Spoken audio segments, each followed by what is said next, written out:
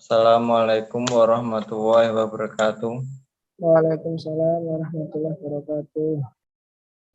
Sebelum kita mulai diskusi hari ini, marilah kita panjatkan puji dan syukur kehadirat Allah Subhanahu wa taala yang telah memberikan kenikmatan berupa kesehatan sehingga kita bisa berkumpul dalam forum diskusi ini.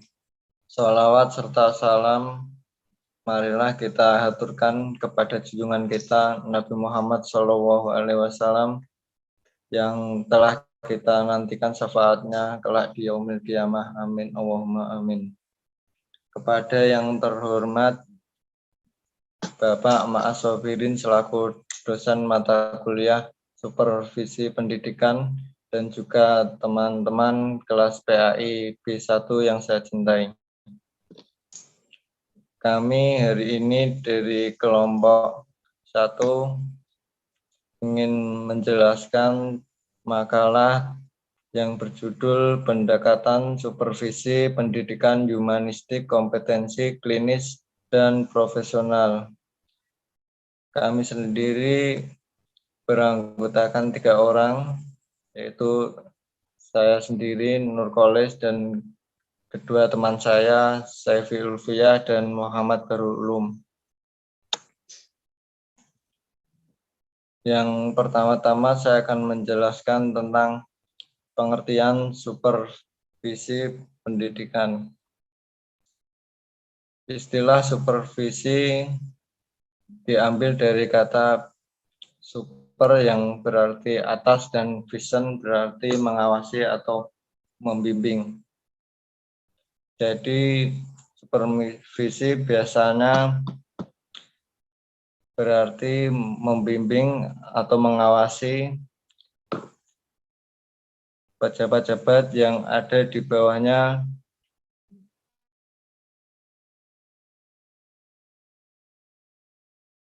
mengawasi guru untuk melihat pekerjaan guru. Supervisi sendiri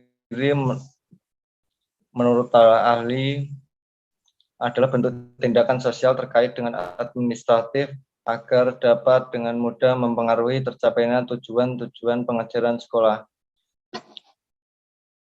Gimbelwes, RTP, Adam, dan Frank Gedeke, supervisi pendidikan adalah suatu program yang terencana dalam upaya memperbaiki supervisi pendidikan. Kegiatan supervisi dalam kaitannya dengan hubungan antara manusia dan manusia lain yang bekerja dengan semua orang dalam lingkungan pendidikan yang ada. Sehingga secara spesifik supervisi pendidikan itu sendiri diartikan sebagai upaya seluruh pejabat sekolah yang diarahkan untuk memberikan kepemimpinan kepada guru dan tenaga pendidikan lainnya demi kemajuan institusi. Keterkaitan ini melibatkan elemen manusia dan material.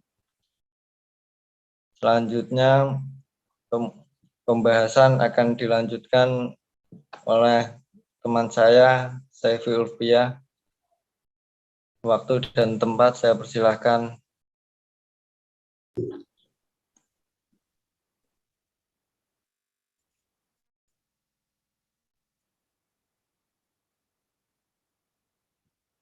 Ya, terima kasih kepada Mas Khobis atas waktunya. Selanjutnya di sini saya akan menerangkan tentang pendekatan supervisi pendidikan secara humanistik dan kompetensi. Yang pertama, pendekatan supervisi pendidikan secara humanistik. Pendekatan humanistik timbul dari keyakinan bahwa guru bukanlah sebuah alat atau mesin yang dapat kita tuntun, ya. Tetapi guru tersebut harus berkembang dengan sendirinya, menyesuaikan kemampuan yang ia gunakan. Maka, supervisi ini harus disusun sesuai dengan perkembangan pola manusia tersebut atau pola guru tersebut.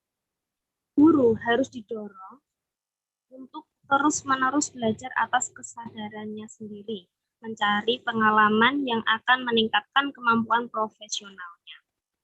Pengawas lebih berperan sebagai fasilitator dalam mengemban potensi yang dimiliki guru.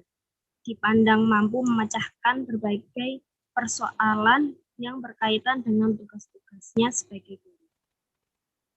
Maka, supervisi pendidikan secara humanistik ini dilakukan sebagai berikut. Yang pertama adalah pembicaraan awal. Pada pembicaraan awal ini, supervisor akan memancing guru apakah dalam mengajar ia menemui kesulitan atau tidak. Pembicaraan ini dilakukan dengan cara informal. Jika dalam pembicaraan ini guru tidak minta pendapat atau tidak minta dibantu, maka supervisi ini akan dihentikan. Ini yang mengartikan bahwa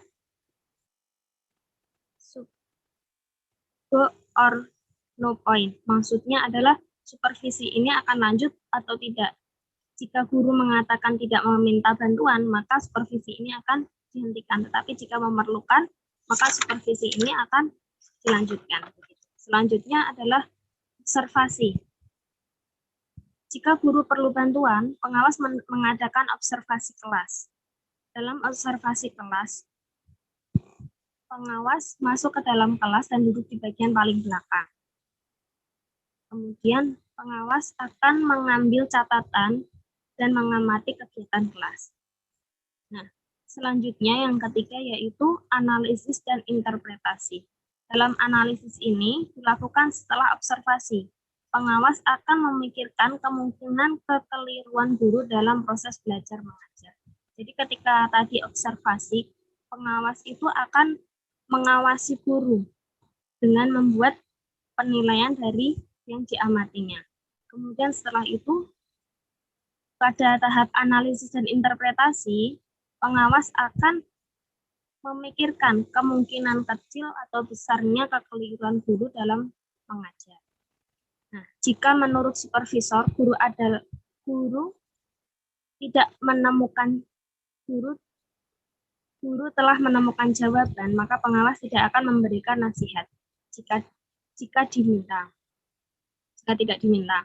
Jika guru meminta nasihat, maka supervisor akan melukiskan keadaan kelas, apakah yang dapat dilakukan oleh guru, tanpa memberikan penilaian.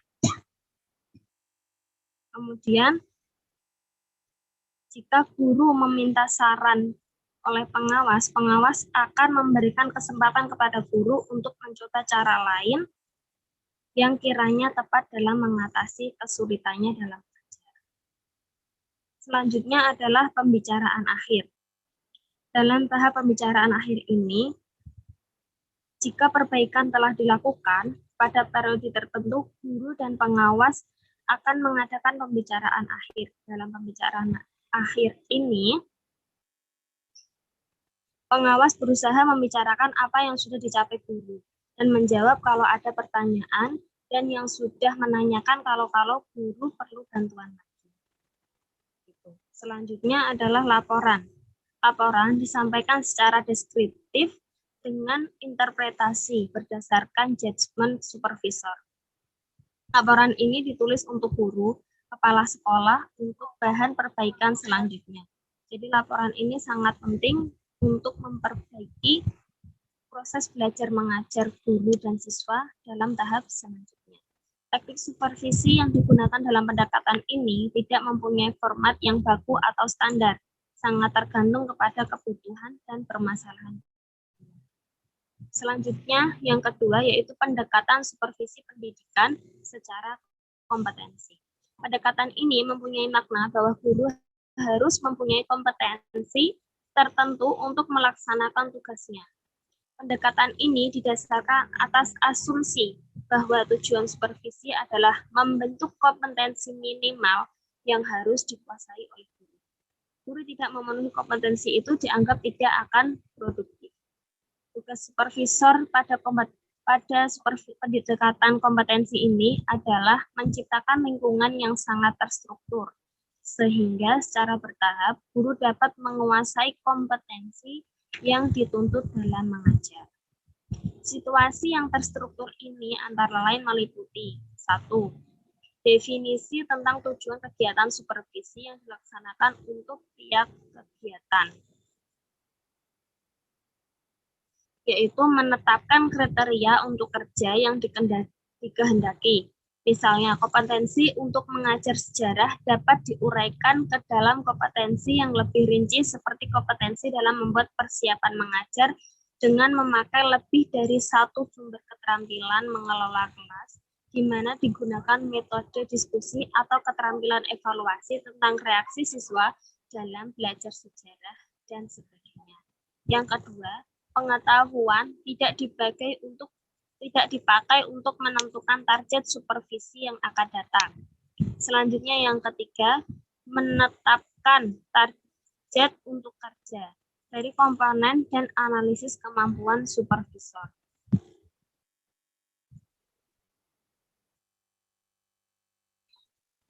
Dan guru menentukan target yang akan dicapai. Kemudian yang keempat, menentukan aktivitas untuk kerja. Misalnya, apabila tujuan supervisi itu untuk mengubah aspek perilaku guru, maka harus dinyatakan secara jelas perubahan apa yang dikehendakinya dan kegiatan apa yang digunakan untuk mencapai perubahan tersebut. Dalam kegiatan ini harus jelas antara jenis, jadwal, dan sumber yang perlu digunakan oleh guru. Kemudian yang kelima, memonitor kegiatan untuk mengetahui unjuk kerja. Dalam monitoring ini, supervisor mengumpulkan dan mengelola data menjadi informasi tentang seberapa jauh pencapaian target yang telah disetujui. Setelah itu, melakukan penilaian terhadap hasil monitoring. Menilai berarti menafsirkan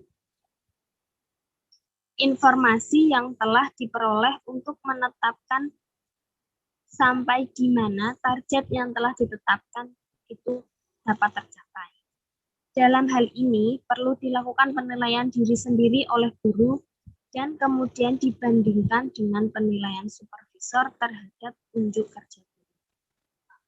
Yang ketujuh, pembicaraan akhir. Dalam pembicaraan akhir ini, menyangkut diskusi secara intensif tentang pencapaian target. Supervisor harus memusatkan perhatiannya untuk membantu guru melihat secara positif hasil penilaian tersebut. Dalam pembicaraan akhir ini harus dirumuskan tidak lanjut yang perlu dilakukan untuk meningkatkan unjuk kerja yang menjadi tanggung jawab guru.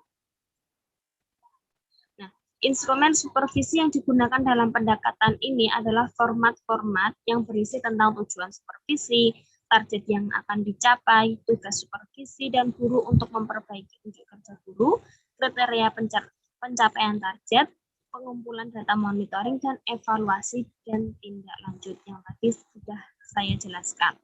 Kemudian analisis ini dilakukan secara bersama-sama atau kolaboratif antara supervisor, guru, sehingga dicapai kesepakatan tentang status kompetensi guru setelah melaksanakan supervisi.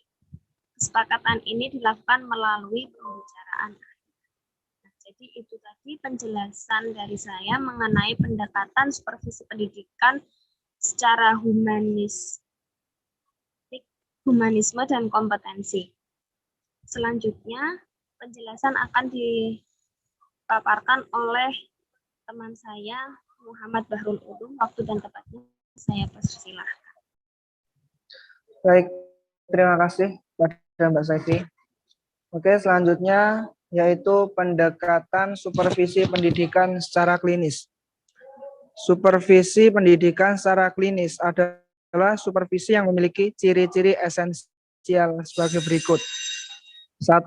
Bimbingan dari supervisor kepada guru bersifat bantuan, bukan perintah atau instruksi, sehingga prakarsa dan tanggung jawab pengembangan diri berada di tangan guru. 2. Hubungan interaksi dalam proses supervisi bersifat kolegial sehingga intim terbuka. 3.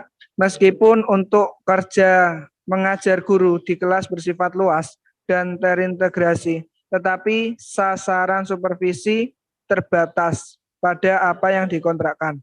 4. Sasaran supervisi diajukan oleh guru, dikaji dan disepakati bersama dalam kontrak. 5. Proses supervisi klinis melalui 3 tahapan, pertemuan pendahuluan, observasi kelas, dan pertemuan balikan. 6. Instrumen observasi ditentukan bersama oleh guru dan supervisor. 7. Balikan yang objektif dan spesifik diberikan dengan segera. 8. Analisis dan interpretasi data observasi dilakukan bersama-sama. Yang terakhir, proses supervisi bersiklus. Dalam supervisi klinis terdapat beberapa prinsip umum yang perlu dijadikan acuan agar sukses mencapai tujuannya, yakni hubungan kolegial, demokrasi, berorientasi, dan aspirasi guru, objektif, mengutamakan prakarsa, dan tanggung jawab guru. Selanjutnya yang terakhir, pendekatan supervisi pendudukan secara profesional. Menurut Sucipto, pendekatan supervisi yang keempat adalah pendekatan profesional. Kata profesional menunjuk pada fungsi guru yang melaksanakan pengajaran secara profesional. Asumsi dasar pendekatan ini adalah bahwa karena tugas utama profesi guru itu adalah mengajar, maka sasaran supervisi juga harus mengarahkan pada hal-hal yang menyangkut tugas mengajar itu. Dan bukan tugas guru yang sifatnya administratif. Supervisi profesional ini tidak jauh berbeda dengan bentuk supervisi lainnya. Jika dalam supervisi yang lain guru mendapat pembinaan dari pihak atasan, maka dalam pendekatan ini guru mendapat bimbingan dari sejawatnya, meskipun guru juga mendapat bantuan dari kepala sekolah dan pengawas. Tetapi sifat bantuan itu adalah kolegial. Baik. Terima kasih kepada Mas Evi. Selanjutnya kami kembalikan kepada moderator, Mas Kolis. Terima kasih sebesar-besarnya kepada teman saya yang telah menjelaskan paparan makalah tadi. Saya kira itu saja penjelasan dari kelompok 1. Kurang lebihnya saya mewakili kelompok 1 meminta maaf sebesar-besarnya apabila ada kesalahan kata maupun penyampaian. Wassalamualaikum warahmatullahi wabarakatuh. Waalaikumsalam warahmatullahi wabarakatuh.